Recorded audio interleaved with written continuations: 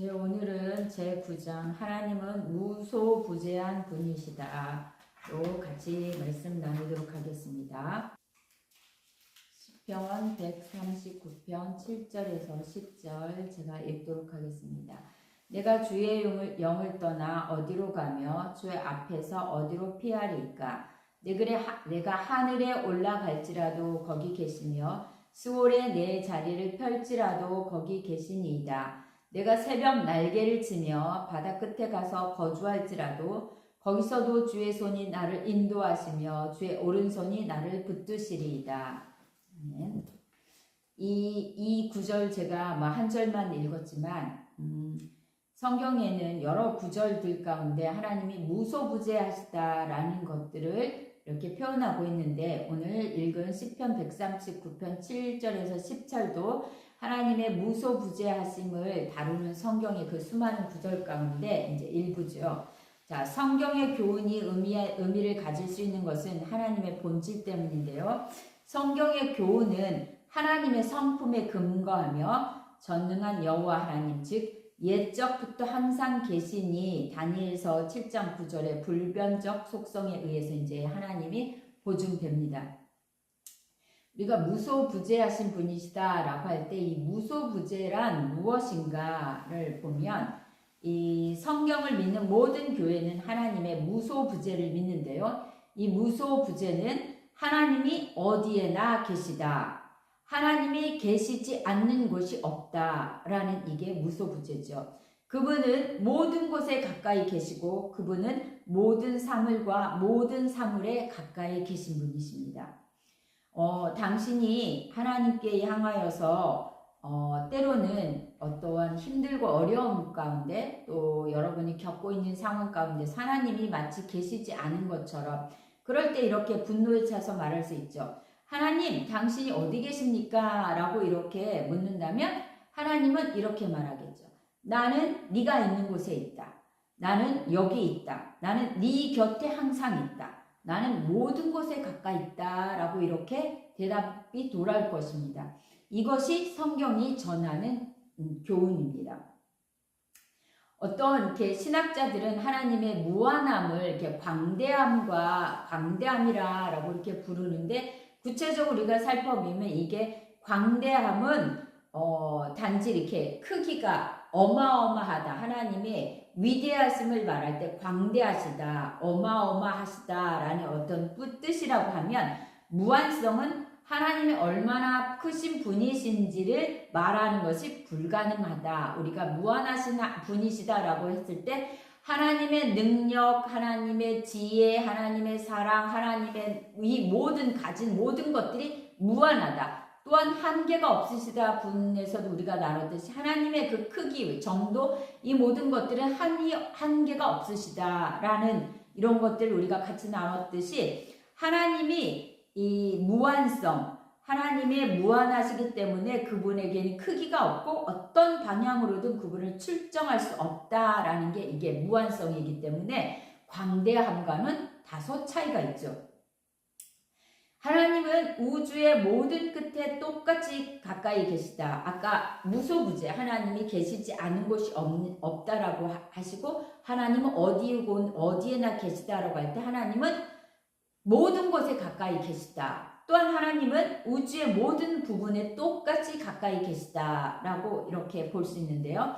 하나님과 영적인 것들에 대해서 올바르게 사고하려면 우리가 공간의 개념에 이렇게 얽매이지 말아야 되는데 우리는 유한한 존재이기 때문에 공간의 제한을 받고 시간의 제한을 받습니다. 그러나 하나님은 영이시기 때문에 공간의 제한을 받지 않으시죠.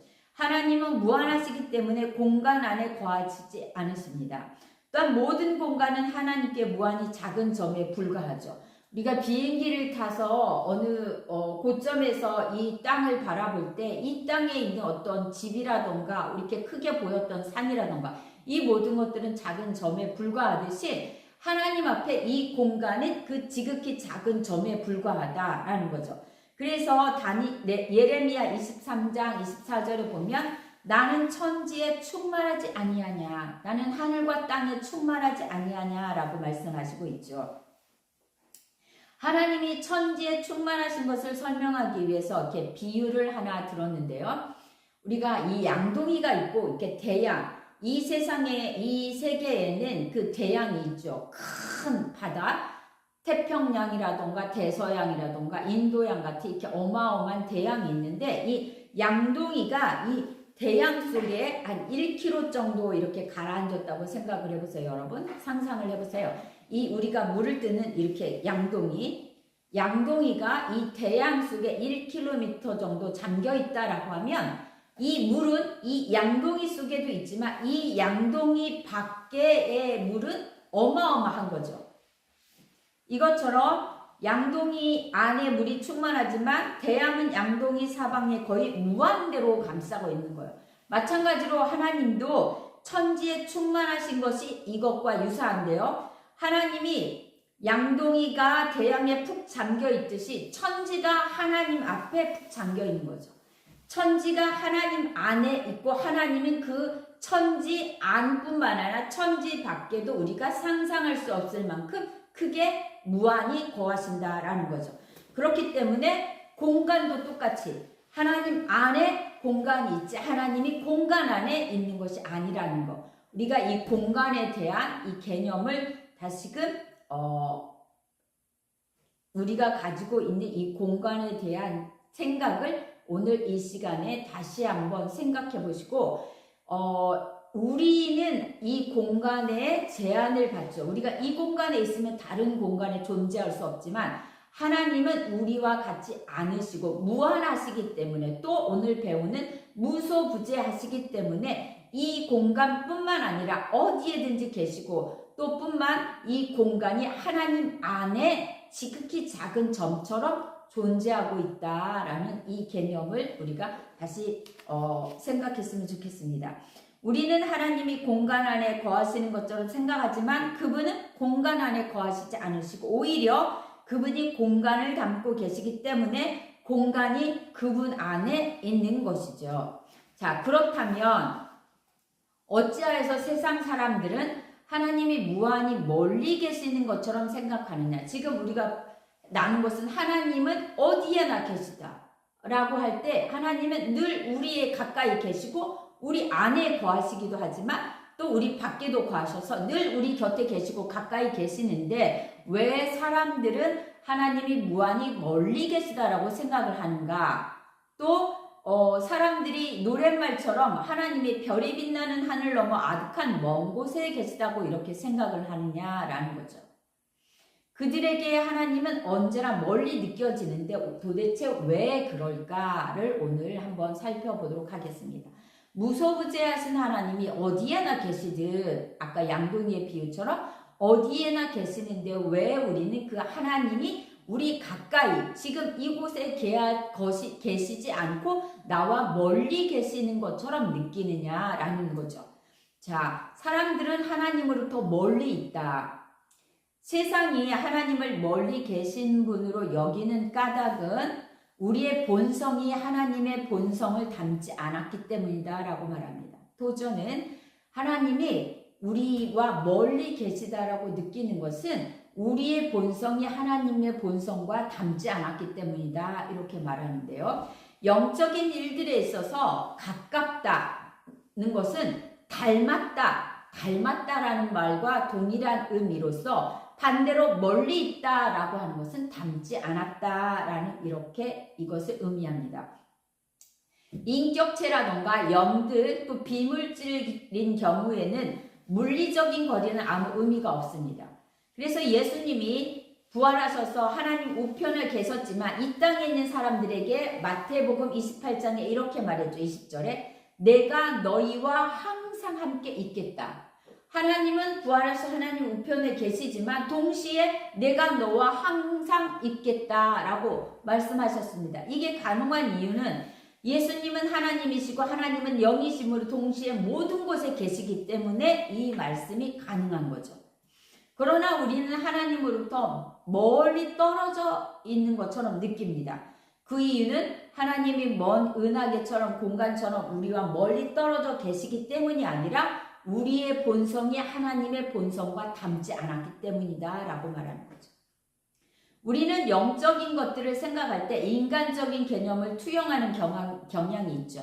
하나님은 영이시기 때문에 우리의 인간적인 생각을 가지고 하나님과 하나님의 말씀들을 이해하려고 하면 우리가 지난 시간에도 배웠듯 우리는 그것을 머리로 이해할 수 없습니다.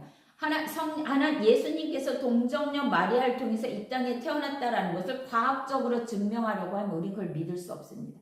그러나 우리는 그것을 믿음으로 하나님의 모든 것들을 받아들이는 것처럼 하나님에 대해서 우리가 속성을 이해하고 받아들인 측면에서도 인간적인 생각으로 이 개념으로 투영한다면 이러한 것들을 우리가 다 이해할 수 없습니다. 성경을 가르치는 사람들이 중요하게 여겨야 일 중에 하나가 바로 이런 인간적인 개념을 깨부시는 거죠. 또 우리 안에 내주하시는 성령님이 하시는 일 중에 하나도 하나님의 백성을 영적으로 성장시키기 위해서 더 이상 물질적인 개념으로 사고하지 않도록 만드는 것인데요. 이 개념은 이 하나님이 계시지 않은 곳이 없다라는 이 개념을 이해할 때 더욱더 중요하게 우리가 받아들여야 될 것 같습니다.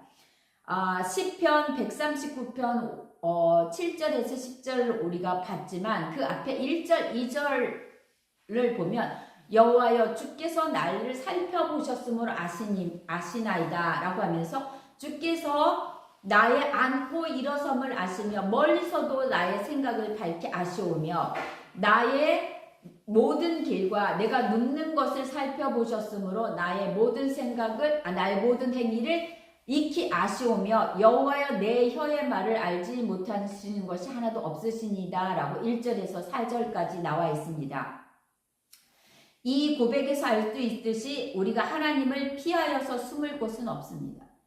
하나님은 7절에서 10절에서도 봤을 때 우리가 하늘에 올라갈지라도 바다 끝에 거할지라도 수월에 내 자리를 펼지라도 거기에서도 하나님은 거하신다라고 하셨습니다. 그래서 우리는 하나님을 피해서 숨을 곳이 없습니다. 아무리 우리가 숨는다 할지라도 하나님 앞에 있는 것이죠.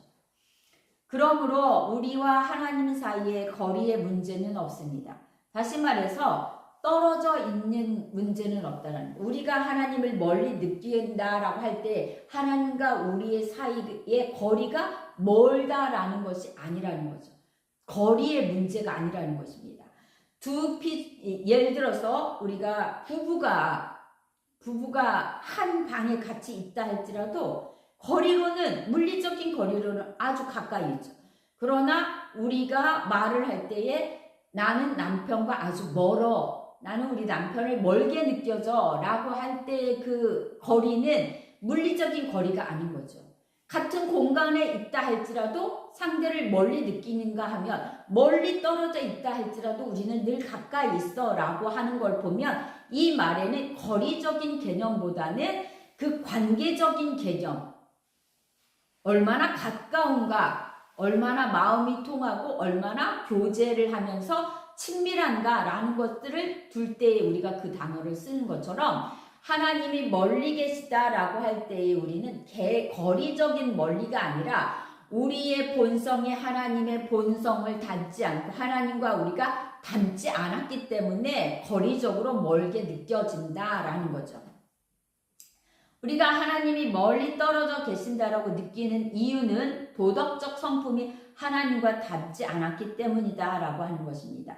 지금의 우리 인간과 하나님은 서로 닮지 않았죠. 하지만 하나님이 태초에 인간을 만드셨을 때는 하나님의 형상을 따라 하나님과 늘 함께 이야기하고 아담과 하와가 교제하며 에덴 동산에서 있었죠. 그럴 때는 하나님이 늘 하나님 앞에 가까이 계셨던 거죠. 그러나 하나님의 말씀을 어기고 범죄했기 때문에 우리는 도덕적으로 타락을 했고 그래서 하나님의 본성을 잃어버렸죠. 하나님의 형상과 따라서 지음 받았지만 타락으로 인해서 죄악에 빠짐으로 하나님과 관계가 깨진 거죠. 이렇게 인간이 하나님과 다르기 때문에 하나님의 교제가 깨졌습니다. 이렇게 서로 원수 사이인 두 사람이 있다면 그들이 부득이하게 일시적으로 함께 이렇게 있는 경우라 할지라도 그 사이가 서먹서먹하죠. 거리가 멀어지게 느껴지죠. 이러한 것들 우리가 소원하다라고 이렇게 말하죠. 우리 사이는 서먹서먹해. 우리 둘 사이의 관계는 소원해 라고 하는 것처럼 이 소원이다 라는 단어를 쓰는데요.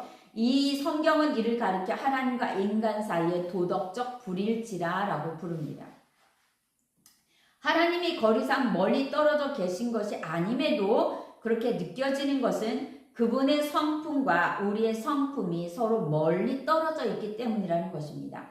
하나님이 인간과 다른 이유는 인간은 죄를 범했지만 그분은 거룩하시기 때문입니다. 이런 도덕적 불일치, 즉 영적으로 닮지 않음을 가리켜 성경은 소원이라고 말합니다. 자, 이 소원이라는 사전적 단어를 살펴보면 의미를 보면 서로 사이가 두텁지 아니하고 거리가 있어서 서먹서먹하다. 하나님과 우리의 사이는 죄로 인해서 그 관계가 멀어진 거죠. 소원하게 된 거죠. 자, 세상 사람들은 하나님이 별이 빛나는 하늘 넘어 저 멀리 계시다라고 느끼는데 그 이유에 대해서 에베소서에서 이렇게 설명을 하고 있습니다. 에베소서 1장 1절에서 3절을 보시면 제가 읽어드릴게요. 그는 허물과 죄로 죽었던 너희를 살리셨도다.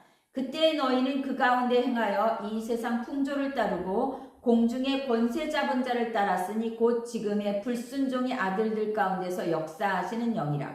전에는 우리도 다 그 가운데서 우리의 육체를 따라 지내며 육체와 마음에 원하는 것을 하여 다른 이들과 같이 본질상 진노의 자녀이었더니 이것이 우리가 타락으로 인해서 하나님 앞에 멀어진 그 상태를 설명하고 있는 거죠.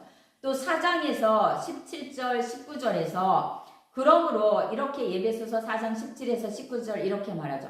그러므로 내가 이것을 말하며 주 안에서 증언하노니 이제부터 너희는 이제 예수 그리스도를 믿음으로 말미암아 하나님과의 관계가 회복된 너희는 이방인이 그 마음에 허망한 것으로 행함같이 행하지 말라. 그들의 총명이 어두워지고 그들 가운데 있는 무지함과 그들의 마음이 굳어짐으로 말미암아 하나님의 생명에서 떠나 있도다. 그들이 감각이 없는 자가 되어 자신을 방탕에 방임하여 모든 더러운 것을 욕심으로 행하되 라고 이렇게 말하고 있습니다. 이 구절, 지금 말하고 있는 구절 누구를 묘사하고 있는 걸까요? 이는 하나님과 소원한 관계에 빠져 총명이 어두워진 죄인들을 묘사하고 있는 것입니다. 곧 우리들을 묘사하고 있는 거죠. 이 구절에 따르면 죄인은 하나님을 완전히 닮지 않았기 때문에 하나님과 죄인 사이에 공간적 차원의 거리가 아닌 성품적 차원의 거리가 생기게 되었다. 하나님은 죄인으로부터 조금 더 떨어져 계시지 않습니다. 그럼에도 하나님은 죄인으로 멀리 계십니다. 죄인으로부터 멀리 계시다는 거죠. 하나님은 무소부재하시기 때문에 즉 어디에나 가까이 계시고 모든 곳 옆에 계시기 때문에 그분과 죄인 사이에는 공간적 차원의 거리가 아닌 성품적 차원의 거리가 존재한다라는 것입니다. 이 성품적 차원의 거리가 존재하는 예를 이제 성경에서 찾아보면요. 아담이 범죄했을 때 3장에 보면 아담이 선악과를 따먹은 하와가 준 선악과를 먹음으로써 범죄했을 때의 장면인데요. 아담이 범죄했을 때 그는 하나님의 존전으로부터 도망하여 숨었죠. 하나님이 그 에덴 동산에서 거닐 때 아담은 하나님의 음성을 듣고 동산 나무 사이에 숨었죠. 그때 하나님이 이렇게 말하죠. 아담아, 내가 어디 있느냐라고 물었을 때 하나님은 아담이 어디 있는지를 몰랐기 때문에 물었던 것이 아니라는 것입니다. 하나님이 아담이 어디 있는지 알았지만 아담의 그 죄된 상태를 보시고 아담아 내가 어디 있느냐라고 물으신 거죠. 또 창세기 18장 21절에 보면 소돔과 고모라의 이 아브라함과 천사의 대화 가운데 이렇게 하나님이 이렇게 말하죠. 내가 이제 내려가서 그 모든 행한 것이 과연 내게 들린 부르짖음과 같은지 그렇지 않은지 내가 보고 알려 하노라 라고 말씀하셨습니다. 여기서 하나님이 소돔과 고모라에서 부르짖는 소리를 들었는데 실제로 그 땅에 가서 실제 그러한지 내가 가서 보겠다라고 할 때에 하나님 무슨 신문 기자처럼 가서 취재해서 그런가라고 보려고 한 게 아니라는 거죠. 하나님은 가서 보지 않아도 이미 그곳에 계시기 때문에 그곳의 모든 죄악들을 보시고 아신다라는 것이죠. 또 요나의 이야기를 보면 하나님께 불순종하고 순종하기를 거부하고 그의 마음을 닫고 스스로 그분에게서 멀리 떨어졌을 때 하나님을 피하여서 멀리 떠나기 위해서 니느웨가 아닌 다시스로 가는 배를 타고 갔을 때에 그는 하나님의 존전에서 도망치기 위해서 배를 탄 거죠. 그는 자기가 하나님으로부터 도망칠 수 있을 것이라고 생각을 했는데 시편 아까 137편에서 봤듯이 우리가 하늘에 올라갈지라도 바다 끝에 거할지라도 하나님이 이미 더 거기 계시기 때문에 우린 어디도 피할 수 없는 것이죠. 또 베드로도 마찬가지로 이 고기를 밤새 잡았으나 그물이 텅텅 비었을 때에 예수님이 내 오른쪽에 그물을 던져라 라고 했을 때 그물이 찢어질 만큼 건졌을 때에 이렇게 베드로가 이렇게 말하죠. 그는 예수님의 무릎 앞에 엎드려 주여 나를 떠나소서 나는 죄인이로소이다 라고 말을 합니다. 그러니까 이 성경의 예를 보는 이유는 하나님이 계시지 않는 것이 아니라 우리가 하나님과 닮지 않는 이 죄악의 속성으로 죄를 지은 까닭에 하나님으로부터 멀리 떨어져 있길 원하는 이러한 마음 가운데 있기 때문에 우리가 하나님이 멀리 계신 것처럼 느낀다라는 거죠. 자, 하나님과 우리 사이에 거리를 두는 것은 바로 우리의 마음입니다. 우리는 그분이 멀리 계시다고 생각해서는 안 됩니다. 왜냐하면 하나님은 공간 안에 거하시는 것이 아니기 때문입니다. 하나님은 우리가 있는 공간이 아니라 이 공간 밖에 어마어마하게 아까 양동이와 대양의 비유처럼 하나님은 이 양동이 안에 거하실 뿐만 아니라 이 양동이 밖에 어마어마한 양의 물, 대양에 계시기 때문에 하나님이 계시지 않는 곳이 없다라는 이것을 우리가 명확하게 인식한다면 지난 시간에 우리가 은혜를 배웠고 공의의 하나님도 배웠지만 하나님을 두려워하게 돼 있고 하나님에 대한 생각이 우리가 다시 바뀌게 될 것입니다. 그런데 하나님은 죄인들과 수원한 관계에 빠지고 하나님과 우리의 사이는 화목이 깨져서 불화의 관계가 있죠. 이 멀어진 하나님과 우리의 관계가 멀어진 이 소원함은 우주의 무서운 법칙입니다. 하나님이 떠나서 계시지 않는 것처럼 느끼는 것만큼 우리에게 두려운 것은 없다라는 거죠. 우리가 출애굽기에서 하나님께서 광야를 지날 때 구름 기둥 불 기둥으로 항상 이스라엘 백성 가운데 임재하심으로 늘 하나님이 보호하시고 이런 것들이 이스라엘 백성에게 큰 위안이 되었던 것처럼 하나님이 늘 우리와 함께 계시고 지금 내가 있는 이곳에 계시다라는 이 생각을 가지고 있는 것은 굉장히 중요한 것입니다. 이것이 도덕적 피조물의 복입니다. 자, 하나님께서 어디에나 계시는데 이 하나님의 존전에 있는 것이 모든 도덕적 피조물의 복입니다. 하나님이 계시는 곳에 우리가 거할 수 있다라는 것이 우리에게 복이라는 것이고 우리가 있는 이곳에 하나님이 지금 거하신다라는 것을 우리가 느끼고 있는 것이 가장 큰 복이라는 것입니다. 자, 하나님은 자신과 도덕적 유사성이 없는 존재들을 거룩한 천국에 두실 수 없습니다. 이 천국에는 죄인이 갈 수가 없는 거죠. 하나님과 유사성이 없는 것, 하나님을 닮지 않는 존재는 천국에 거할 수 없죠. 그러므로 하나님을 닮기를 거부하는 사람이 갈 장소가 있겠죠. 그것이 요한계시록에 나오는 심판을 받아 불못이라고 하는 이 지옥이 있는 거죠. 그것은 하나님을 거부한, 하나님을 따라 하나님이 베푸신 그 은혜를 거부하고 하나님을 닮기를 거부한 자들이 가는 곳이겠죠. 자, 우리는 천국에 들어가기 위해서 하나님을 닮아야 합니다. 요한일서 3장 2절에서 성령의 감동을 받아 그가 나타내심이 되면 우리가 그와 같을 줄 아는 것은 그의 계신 대로 계신 그대로 볼 것이니라. 우리가 하나님과 같은 존재가 되어서 하나님이 계신 그곳에서 그 하나님을 볼 수 있다라는 이것이 얼마나 큰 복인가라는 것입니다. 하나님의 존전에 있는 것이 모든 피조물의 복입니다. 성경의 감동을 받아서 아까 139편에서도 우리가 봤듯이 7절 10절에 보면 음부에서도 하나님이 거기에서도 거하신다라고, 내가 음부에 올라갈지라도 거기서도 하나님이 계신다라고 말씀하십니다. 하나님의 드러난 임재는 오직 천국과 선한 영혼들이 있는 곳에서 발견됩니다.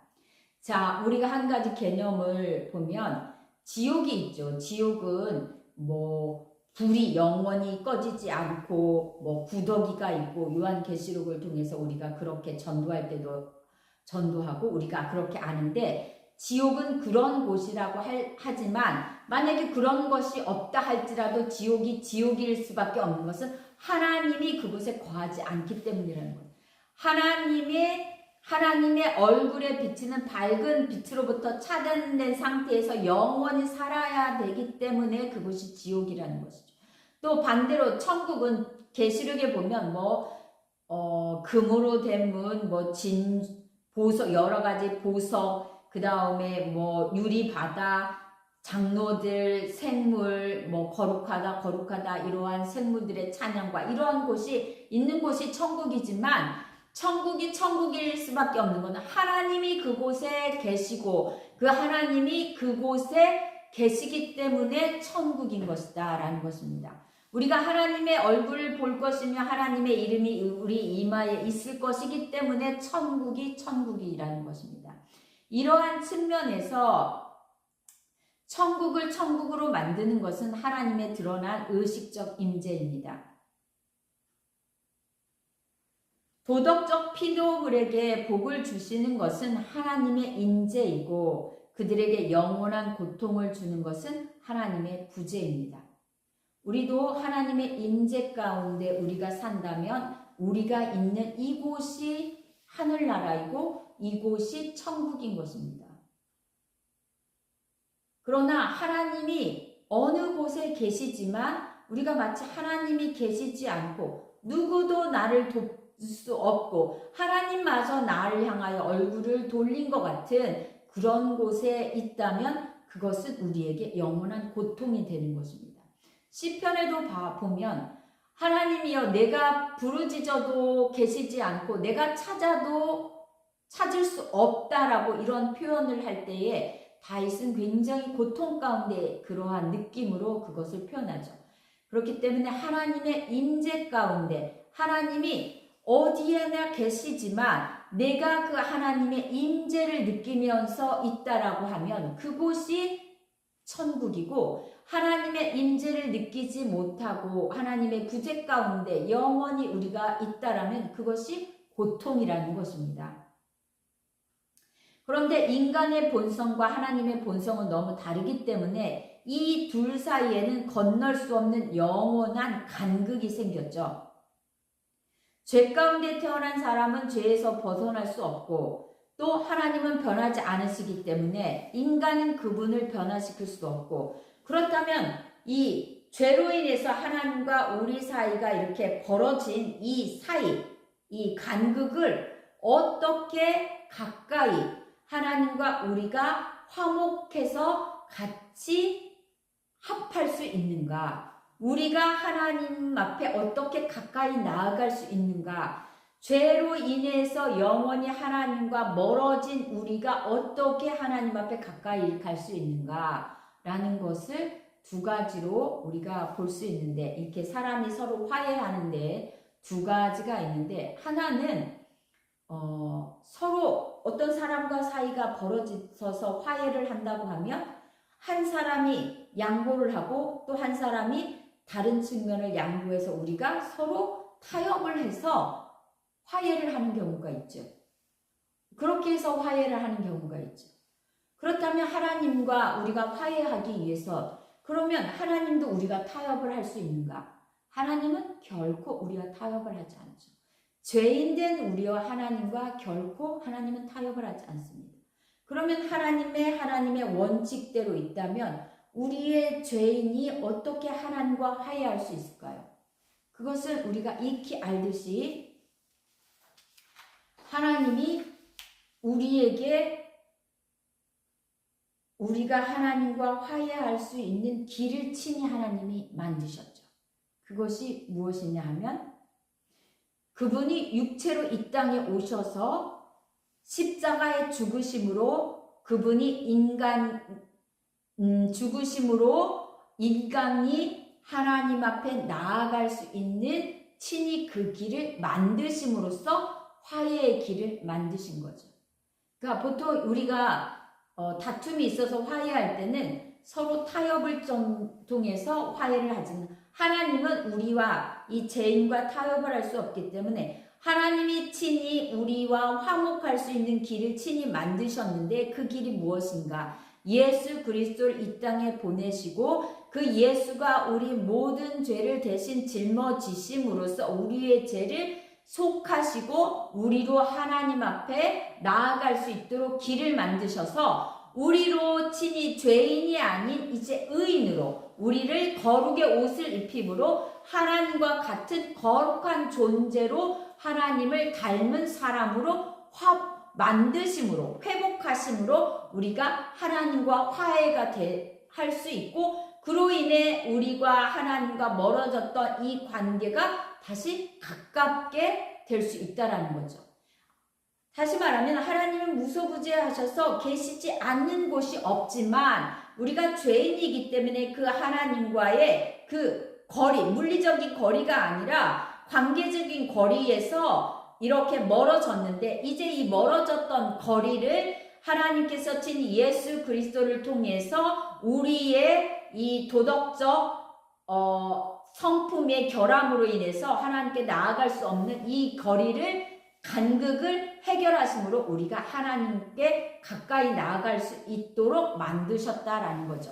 그래서 우리는 이제 하나님이 어느 곳에나 계시는 이 말은 곧 하나님이 우리와 함께 계시고 내가 거하는 어디에서든지 하나님이 임재해 있다라는 이것을 깨달을 때 그것이 우리에게 참된 복이다라는 것입니다. 지금 저와 여러분들이 있는 그곳에도 하나님이 거하십니다. 하나님이 우리와 함께 계십니다. 이것을 깨닫는 것이 우리에게 얼마나 큰 복인지 이것이 나중에 우리가 하나님 나라에 가서 하나님을 얼굴과 얼굴로 맞대어 보겠지만 지금은 얼굴을 맞대어 보지 못한다 할지라도 하나님이 나와 함께 계시다라는 이것을 믿고 그 하나님과 거하는 것 이것이 우리에게 얼마나 큰 복인가라는 것입니다. 오늘 우리는 하나님의 무소부재하신 분이다라는 것을 배웠는데 여러분 하나님은 무소부재하십니다. 그렇기 때문에 하나님은 여러분이 계시는 그 곳 그것이 가정이든 집이든 일터이든 어디든지 하나님이 그곳에 거하십니다. 우리는 이러한 하나님의 임재를 의식적으로 알고 그 하나님과 함께하는 삶을 사는 것이 얼마나 큰 복인가 이것이 이러한 복이 되기 위해서 허락하신 예수 그리스도의 그 대속의 은혜를 더불어 깨닫는다고 하면 우리는 그 은혜를 늘 감사하고 하나님의 베푸신 그 은혜의 찬양으로 영광을 돌리며 살 수밖에 없다라는 것입니다. 자, 오늘 하나님은 무소부재하시다라는 그 측면을 같이 배웠는데요. 자, 여러분이 어디에 계시든 하나님은 여러분과 함께 계시고 여러분이 있는 그곳에 하나님 친히 임재해 계시다라는 이러한 것들을 깨달으시고 늘 하나님을 아버지라 부르시며 그 하나님과 교제하고 교통하며 함께 거하시는 복이 임하기를 바랍니다. 자, 기도하도록 하겠습니다. 사랑과 은혜가 풍성하신 하나님 참으로 감사를 드립니다. 하나님이 무소부재하시다라는 것이 우리와 아무런 무관한 것이 아니라 예수 그리스도를 통해서 예수 그리스도의 대속으로 말미암아 하나님과 같이 거할 수 있고 하나님의 임재 안에 같이 있다라는 이러한 것들을 의식하며 살아갈 수 있는 영적인 복을 받는 자가 우리라라는 이 진리를 다시금 깨닫고 그 은혜를 베푸신 하나님 앞에 감사하며 힘들고 어렵고 고통 가운데 있을지라도 하나님이 나와 함께 계시며 이 모든 것들을 친히 이끄시고 이루실 것이라는 그 믿음으로 우리가 그 하나님을 의지하며 나아가는 믿음의 삶을 살기를 원합니다. 또한 우리에게 어떤 일들의 형통함이 올 때, 우리에게 기쁨이 올 때 이 모든 것 또한 하나님이 함께 하심으로 나의 삶 가운데 이루신 것이라는 그러한 인식을 가지고 의식을 가지고 하나님께 영광 돌리며 그 하나님과 같이 기뻐하며